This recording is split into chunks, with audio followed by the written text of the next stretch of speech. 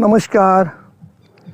भारत के इतिहास में कई साम्राज्य आए और चले गए। कुछ बहुत लंबे समय तक रहे, कुछ साम्राज्य बहुत अल्प समय तक रहे।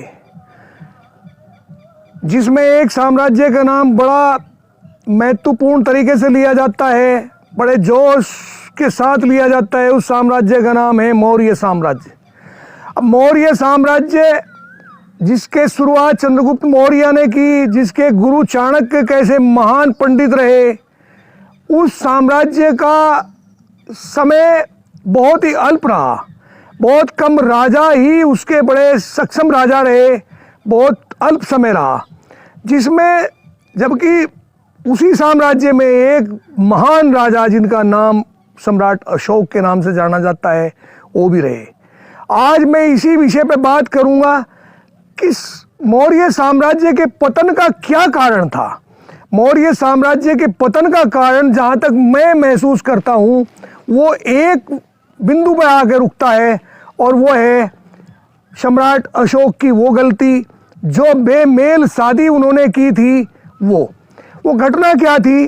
कलिंग युग के युद्ध के बाद 261 ईसा पूर्व में लगभग कलिंग युद्ध हुआ, और उसके बाद जहाँ लाखों लाखों लोग उस युद्ध में मारे गए, उसकी विभीषा से, उस चित्कार से, उस करुणा से, उस पर्यावरण दूषित जो उन लाशों से हो गया, उससे अशोक का मन इतना द्रवित हो गया कि अशोक ने अपना खड़ग डाल के, अपने हथियार डाल के और धर्म परिवर्तन कर लिया।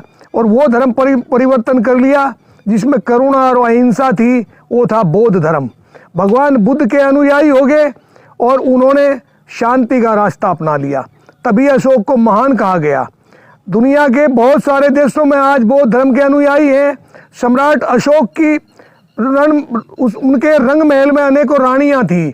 उनमें से एक रानी का नाम महादेवी भी था। महादेवी नाम की जो रानी थी, उनकी पटरानी, उसकी कोख से 2 बच्चे पैदा हुए। वो पहले से ही बौद्ध धर्म की अनुयायी थी। एक लड़का महेंद्र और एक लड़की संघमित्रा। महेंद्र और संघमित्रा को बौद्ध धर्म के प्रचार प्रसार के लिए उन्होंने दुनिया के अनेक देशों में भेजा। एक बार वे श्रीलंका गए। श्रीलंका के राजा, श्रीलंका में ताम्रपर्णी के राजा तिष्य ने उनका भव्य स्वागत किया। उस स्वागत में उन्हें भेंट स्वरूप अनेकों प्रकार के हीरे जवाहरात, हाथी घोड़े, बहुत सारा उपहार के रूप में दिया गया। तभी उसी समय महेंद्र के साथ में, जो युवराज महेंद्र के साथ गए हुए यहाँ से और भी लोग बाग थे, जिनमें एक पाटलिपुत्र का मंत्री भी था। उस मंत्री के हवाले एक लड़की भी की गई थी। लड़की की अल्प आयु थी, बहुत कम उम्र की थी, लेकिन बड़ी सुंदर लड़की थी। उसको भी राजा ने अपना नाम दे के और उसको भेंट स्वरूप में दे दिया। घटना क्या घटी थी कि राजा तिष्य एक दिन अपने बगीचे में टहल रहे थे, तभी एक जहरीले नाग ने आके उनके पैर में डस लिया। और वो लड़की, एक जो सेविका की लड़की थी, वो वहीं काम कर रही थी। जब उसने देखा कि राजा बेहोश हो गए, तो उसने मुंह लगा के उस स्थान पे जहाँ सांप ने काटा था सारा विष चूस लिया और राजा को होश आ गई। लेकिन वो लड़की विष, उसके शरीर में विष फैलने से वो बेहोश होगी। राजा ने तत्काल वैद्य बुलवाकर उसका उपचार कराया और उस लड़की को अपना नाम दिया। जिसने तिष्य राजा की रक्षा की हो, उसका नाम दिया गया तिष्य रक्षिता। उस लड़की को भेंट स्वरूप जब दिया गया तो मंत्री के जरिए वो पाटलिपुत्र आई। मंत्री ने उसका कुछ समय तक लालन पालन किया। वो युवा हुई। जब वो युवा हुई, यौवन की बदली जब उस पर छाई हुई थी, तब एक रोज मंत्री के मन में आया कि इतनी सुंदर लड़की को आप किसे भेंट करूं, किसके साथ शादी करूं। वो सम्राट अशोक के पास गए और अशोक को कहा कि महाराज, आप इस लड़की के साथ अपनी शादी करें। और अशोक की ये सबसे बड़ी भूल थी, क्योंकि अशोक के रणवास में उससे पहले ही 10-15 रानियां थी, जिनमें जो बड़ी सुंदर थी। लेकिन आयु के ढलते हुए प्रहर में, जब आयु का 3रा प्रहर चल रहा था, तब सम्राट अशोक ने तिष्य के साथ शादी करके ये भूल की थी। इससे पहले भी भक्त पूर्णमल कैसे लोगों के साथ ये घटनाएं घटी, राजा शालिवाहन के साथ ये घटनाएं घटी, जो किसी घटना की पुनरावृत्ति दोबारा फिर पाटलिपुत्र में एक बार होनी शुरू हुई। तिष्या राजमहल में आई, सभी रानियों से अलग थी, अपने आप को बड़ा अभिमानी मानती थी, मदमस्त थी, मन चली थी, राजा को अपने कंट्रोल में करना चाहती थी। लेकिन राजा विवश था, क्योंकि ढलती आयु यौवना रानी को प्रसन्न नहीं कर पा रही थी। उसकी इच्छाओं की पूर्ति ना होने की वजह से तिस्या बड़ी दुखी थी। उसी महल में उसी राजा के सम्राट अशोक का एक लड़का और था, उसकी दूसरी रानी से, उसका नाम था कुणाल। कुणाल भोला भाला बड़ा सुंदर स्वस्थ बच्चा लड़का, वो भी शादीशुदा था, लेकिन वो बहुत ही बेहद सुंदर था। तिस्या की नज़र कुणाल पर पड़ी और तिस्या अपना दिल कुणाल को दे बैठी। इससे एक नया अध्याय शुरू हुआ।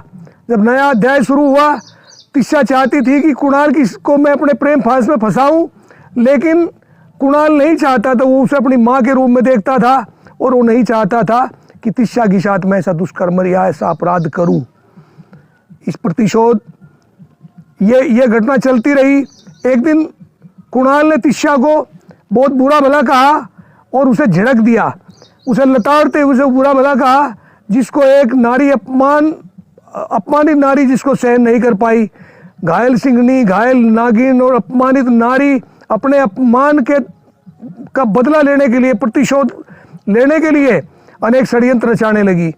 एक दिन ऐसा हुआ कि इसकी भनक सम्राट अशोक को पड़ी और अशोक ने इस घटना से पर्दा डालने के लिए, इसका निस्तारण न करते हुए, इसको ढकने के लिए उस लड़के कुणाल को तक्षशिला भेज दिया।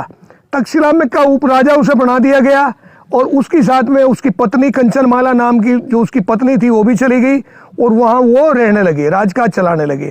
किसी काम के लिए फिर एक दिन कुणाल को मगध आना पड़ा।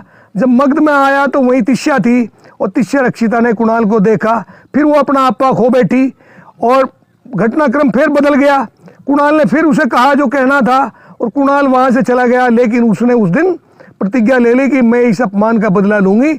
और उस अपमान का बदला के लिए जो नई घटनाक्रम शुरू होता है वो ये था कि कुछ ही समय के बाद सम्राट अशोक बीमार हो गए।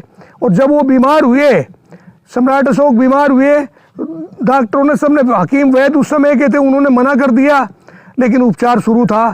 तिस्या ने बेहद सेवा की, बेहद सेवा की, इतनी सेवा की कि सम्राट अशोक पुनः स्वस्थ हुए। और जब वो स्वस्थ हुए तो उस समय उन्होंने तिस्या को कहा कि आज मैं आपसे बड़ा खुश हूँ, आपको आज से अपने रणवास की पटरानी में नियुक्त करता हूँ और जो आप मेरे से कुछ वर मांगना चाहते हो तो आप मांग लो।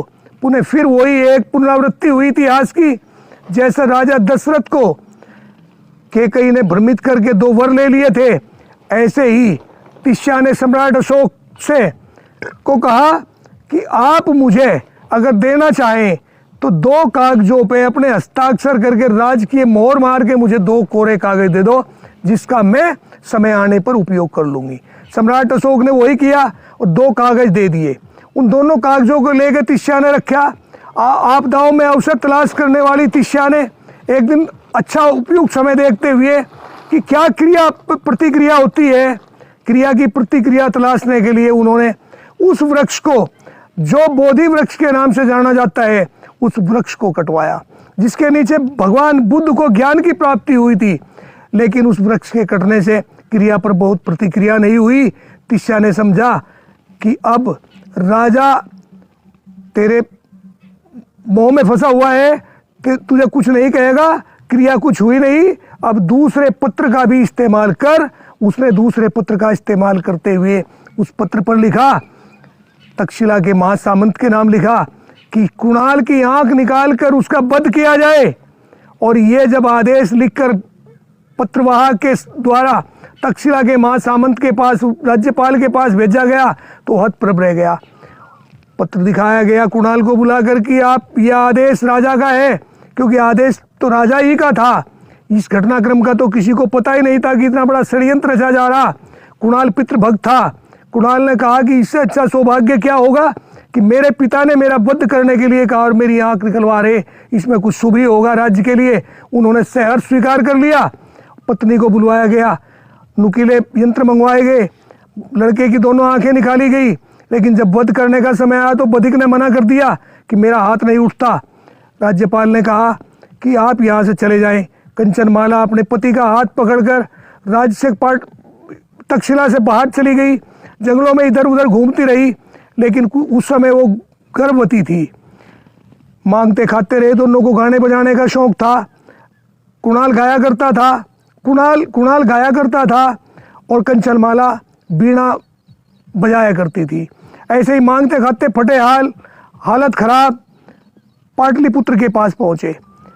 एक दिन कंचनमाला ने कहा कि मेरे पेट में तो पाटलिपुत्र का वारिस पड़ रहा है। इस बात को ध्यान में रखते हुए कुणाल ने सोचा, उसके मन में आया कि पिता ने जो आदेश दिया था मैं उसका अपराधी हूँ, उन लोगों ने मेरा वध नहीं किया, क्यों ना हम जाके पिताजी के पास ही चले जाएं और महाराज को कहें कि मैं अपराधी हूँ, आप चाहे तो अपने हाथ से ही मुझे मेरा वध कर सकते हैं, लेकिन ये आपकी पुत्र वधू है और इसकी कोख में जो बच्चा पड़ रहा है ये पाटलिपुत्र का उत्तराधिकारी है। अब एक दिन वो पाटलिपुत्र पहुँचे और राजमहल के नीचे खड़े होकर जब अपना गायन का शुरुआत किया, उन्होंने ऊंची आवाज़ में गाना शुरू किया बीणा के धुनों में। तो अशोक ने आवाज़ सुनी, उसे ऐसा लगा कि जैसा कुणाल गा रहा हो। वो राजमहल से बाहर आए। राजमहल की ड्योढ़ी पर दो, एक अंधा भिखारी, साथ में एक महिला जो बीणा हाथ में लिए हुए बजा रही थी, उन्हें पूछा। उन्होंने प्रणाम किया। सम्राट अशोक ने कहा कि तुम कौन हो? उन्होंने अपना सब पता बताया। महाराज, हम आपके अपराधी हैं, आप चाहे तो हमें दंड दे सकते हैं। आपने जो दंड देने के लिए तक्षशिला के महासामंत के नाम एक पत्र दिया था, उसमें उन लोगों ने हमारा वध नहीं किया। मैं आपकी शरण में हूँ, आप चाहे तो मेरा वध कर सकते हैं, लेकिन ये कंचनमाला आपकी पुत्र वधू है, इसकी कोख में आपका वारिस पड़ रहा। अशोक हतप्रभ। उन्होंने कहा, ये क्या, ऐसा तो कोई पत्र लिखा ही नहीं गया।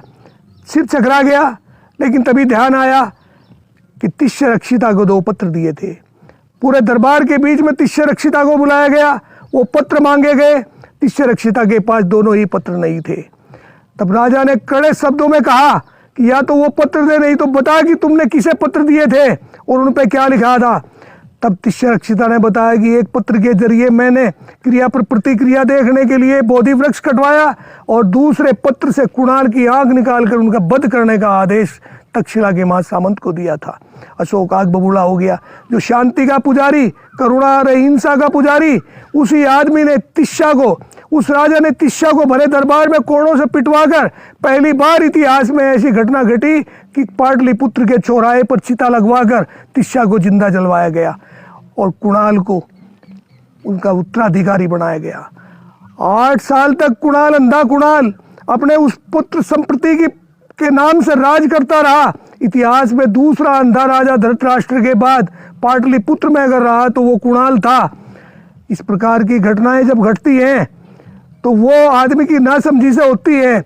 अगर बेमेल शादी सम्राट अशोक ना करते तो मौर्य साम्राज्य का पतन ना होता। उसके बाद जितने राजा मौर्य साम्राज्य में हुए, किसी ने 2 साल, किसी ने 4 साल, किसी ने 8 साल ही राज किया।